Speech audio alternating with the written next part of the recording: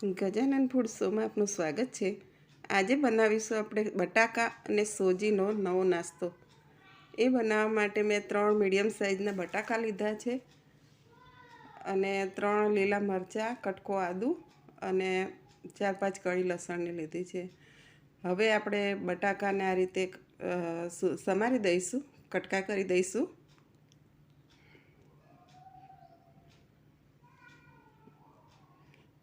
આ રીતે એના મીડિયમ સાઇઝના ટુકડા કરી લેવાના।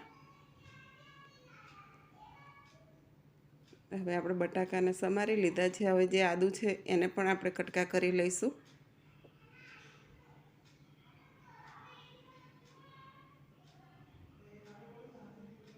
અને મરચાંને પણ એની અંદર સમારી દઈશું। આ રીતે મેં મરચાં પણ સમારી લીધા છે। હવે આપણે એક મિક્સર જાર લઈશું અને એની અંદર આ બધું જ ક્રશ કરી દઈશું। આ બધું જ આપણે પીસી લઈશું। આ રીતે મેં પીસી લીધું છે બધું। હવે આપણે 1 કપ સોજી લઈશું। આ રીતે 1 કપ ભરીને આપણે સોજી લઈશું અને એની અંદર આપણે 1 કપ જેટલું દહીં નાખીશું। આવી રીતે એની અંદર આપણે દહીં એડ કરી દઈશું અને સ્વાદ પ્રમાણે મીઠું નાખીશું અને એને સાધારણ ફેરવી દઈશું મિક્સરમાં। 1-અડધી મિનિટ જેવું એને ફેરવી દઈશું જેથી બધું જ મિક્સ થઈ જાય અને આપણું ખીરું તૈયાર થઈ જાય। આ રીતે મેં ખીરું તૈયાર કરી લીધું છે।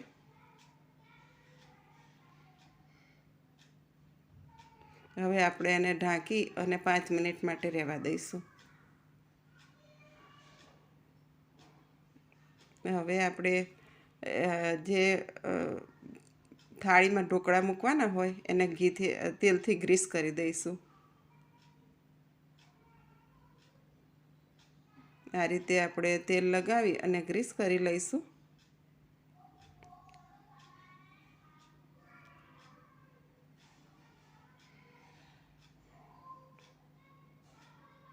આ રીતે ચારે બાજુ ફેરવી અને થાળીને ગ્રીસ કરી લઈશું। હવે આપણે આ બેટર છે એને 5 મિનિટ જેવું થઈ ગયું છે। હવે આપણે એને હલાવી દઈશું।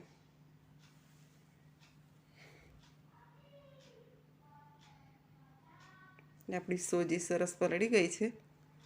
આ રીતે આપણે એને હલાવી દઈશું અને થોડું જાડું લાગે છે એમાં થોડું પાણી નાખીશું, 2 ચમચા જેવું।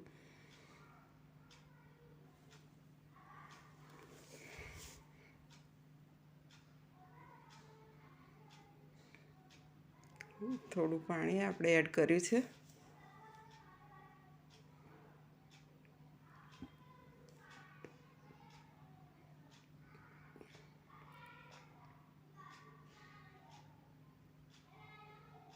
હવે આપણું બેટર સરસ થઈ ગયું છે। હવે આપણે એની અંદર 1 ચમચી જેવો ઈનો નાખીશું।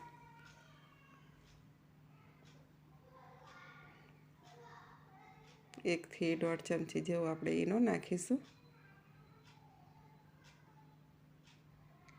અને આ બધું જ હલાવી લઈશું આપણે।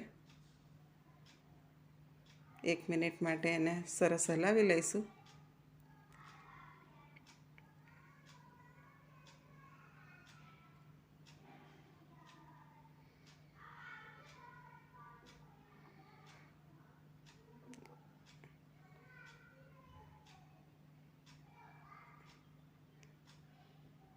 હવે જે થાળી આપણે ગ્રીસ કરીને રાખી છે એમાં આપણે બેટરને કાઢી દઈશું।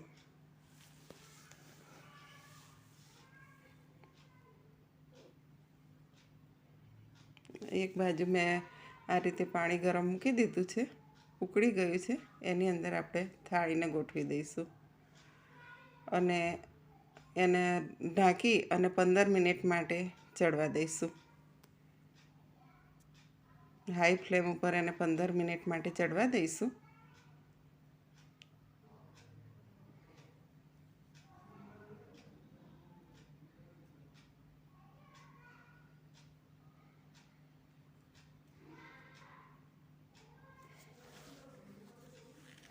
15 મિનિટ પછી આપણે ગેસ બંધ કરી દઈશું અને આ આપણે ઢોકળાને જોઈ લઈશું. આપણું ઢોકળું સરસ ચડી ગયું છે. હવે આપણે એને બહાર કાઢી અને 10 મિનિટ માટે ઠંડુ થવા દઈશું.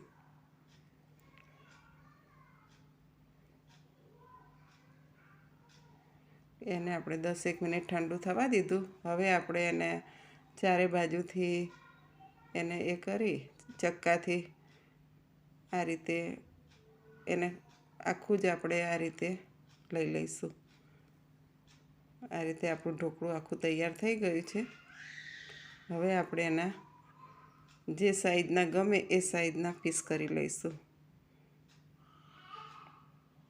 આ રીતે આપણે એના પીસ કરી લઈશું.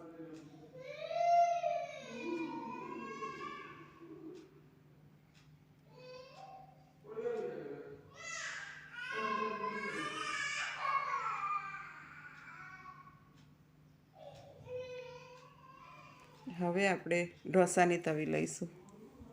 નોનસ્ટિક તવીમાં આપણે આ રીતે 1 થી 1.5 ચમચી જેવું તેલ નાખીશું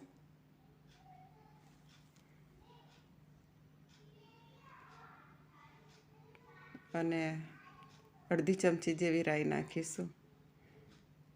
આ રીતે આપણે છૂટી છૂટી રાઈને ભભરાવી દઈશું અને અડધી ચમચી જેવું જીરું નાખીશું. આ બધું જ આપણે ચટકવા દઈશું. રાઈ અને જીરું આપણા ચટકી ગયા છે.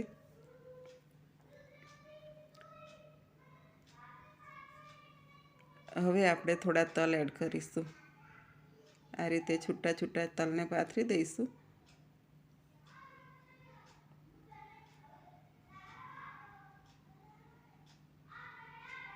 અને થોડો આપણે ભાજી પાવનો મસાલો એડ કરીશું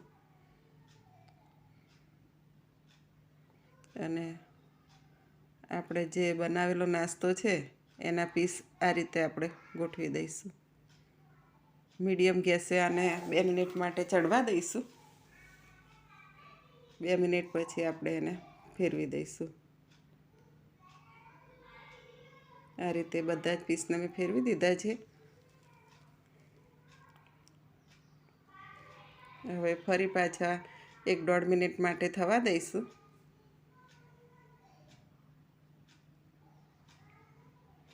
અને ફરી પાછા એને આપણે ફેરવી દઈશું.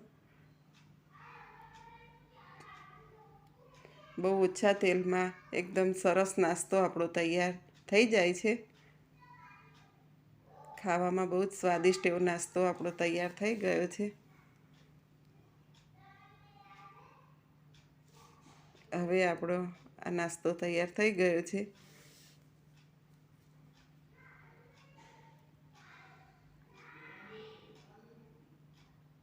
એને 2-3 વખત ઉથલાવી અને સરસ એવા ઉપરથી ક્રિસ્પી થાય ત્યાં સુધી આપણે એને શેકાવા દેવાના.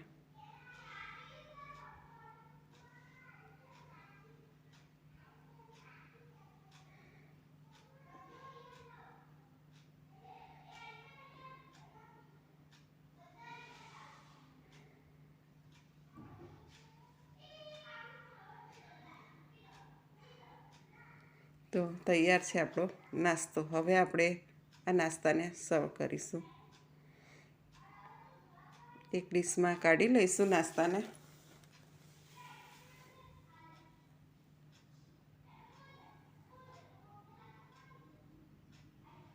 આ રીતે મેં બધો જ નાસ્તો એક ડીશમાં કાઢી લીધો છે અને એને આપણે ટોમેટો કેચઅપ સાથે સર્વ કરીશું. એના ઉપર આપણે કોથમીરના પાન થોડા નાખીશું અને ગાર્નિશ કરીશું. તો તૈયાર છે આપણો નવો નાસ્તો. મિત્રો, મારી આ રેસીપી તમને ગમી હોય તો વિડીયોને લાઈક કરજો, શેર કરજો, ચેનલને સબસ્ક્રાઈબ કરજો. હવે મળીશું એક નવી રેસીપી સાથે. ત્યાં સુધી આવજો.